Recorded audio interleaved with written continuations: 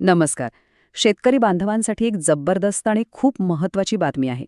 नानाजी देशमुख कृषी संजीवनी योजनेतून सरकार थेट बँक खात्यात आर्थिक मदत पाठवत आहे.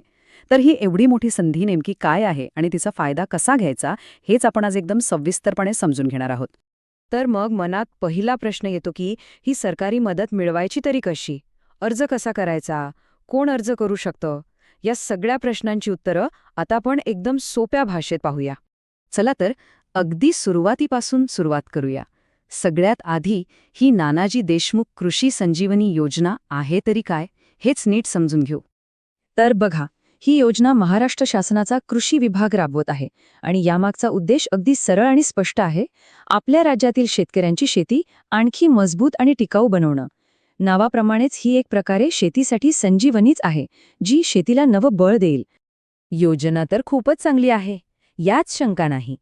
पण मग महत्वाचा प्रश्न येतो की याचा लाभ नेमका कोणाकोणाला मिळणार आहे. चला पाहूया कोण यासाठी पात्र आहे.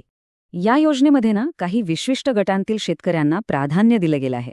यामध्ये कोण कोण येतं तर अनुसूचित जाती म्हणजे SC आणि अनुसूचित जमाती म्हणजे ST प्रवर्गातील शेतकरी, आपल्या महिला शेतकरी, दिव्यांग शेतकरी आणि ज्यांच्याकडे कमी जमीन आहे म्हणजे अत्यल्प आणि अल्पभूधारक शेतकरी अर्ज करताना या सगळ्यांना प्राधान्य मिळेल. आता बघूया की अर्ज करण्यासाठी कोणती कागदपत्र लागतील. म्हणजे अर्ज करायच्या आधी आपण काय तयारी करून ठेवली पाहिजे, बरोबर? अर्ज करण्यासाठी मुख्यत्वे 3च कागदपत्र लागतील. पहिलं आणि सगळ्यात महत्त्वाचं आपल्या जमिनीच्या मालकीचा पुरावा म्हणजे 7/12 आणि 8 उतारा.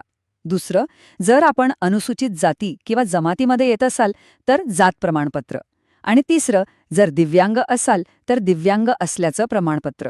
ही कागदपत्र जर आधीच तयार ठेवली की अर्ज भरायला अगदी सोपं जाईल. आता आलो आहोत आपण सगळ्यात महत्त्वाच्या टप्प्यावर. पात्रता कळली, कागदपत्र कोणती लागतील तेही कळलं, पण अर्ज करायचा कुठे आणि कसा? चला, ही प्रक्रियाही समजून घेऊया. आणि यातली सगळ्यात चांगली गोष्ट काय माहितीये? अर्ज करण्यासाठी कुठेही हेलपाटे मारायची गरज नाहीये. सगळी प्रक्रिया ऑनलाईन आहे आणि खूप सोपी आहे. फक्त 2च गोष्टी करायच्या आहेत. पहिली, सरकारच्या अधिकृत वेबसाईटवर जायचं आणि दुसरी, तिथे जो अर्ज दिलेला आहे तो व्यवस्थित काळजीपूर्वक भरायचा. बस, झालं काम. ही आहे ती अधिकृत वेबसाईट. नीट बघून घ्या, dbt.mahapokra.gov.in. ही वेबसाईट कुठेतरी लिहून घ्या किंवा मोबाईलमध्ये याचा फोटो काढून ठेवा. एक गोष्ट पक्की लक्षात ठेवा, अर्ज फक्त आणि फक्त याच वेबसाईटवर करायचा आहे. दुसरीकडे कुठेही कोणत्याही बनावट वेबसाईटवर आपली माहिती द्यायची नाही. आता ही इतकी महत्वाची माहिती फक्त आपल्यापुरती ठेवून चालणार नाही. ही आपल्या सगळ्या शेतकरी बांधवांपर्यंत पोहोचवणं खूप गरजेचं आहे. आणि हे अगदी खरं आहे, नाही का? जेव्हा एका शेतकऱ्याला मदत मिळते तेव्हा त्याचा चांगला परिणाम अख्ख्या गावावर होतो. त्यामुळे ही योजना जास्तीत जास्त गरजू शेतकऱ्यांपर्यंत पोहोचवणं हे आपल्या सगळ्यांचं काम आहे. म्हणून एकच विनंती आहे की ही माहिती आपल्या ओळखीच्या प्रत्येक गरजू शेतकऱ्यांपर्यंत नक्की पोहोचवा. आणि हो, अशाच महत्त्वाच्या सरकारी योजनांची माहिती सगळ्यात आधी मिळवण्यासाठी आपल्या चॅनलला सबस्क्राईब करायला विसरू नका. जाता जाता एक विचार नक्की करूया की अशा योजनांमुळे आपल्या गावातील शेतीचं चित्र खरंच बदलू शकतं का?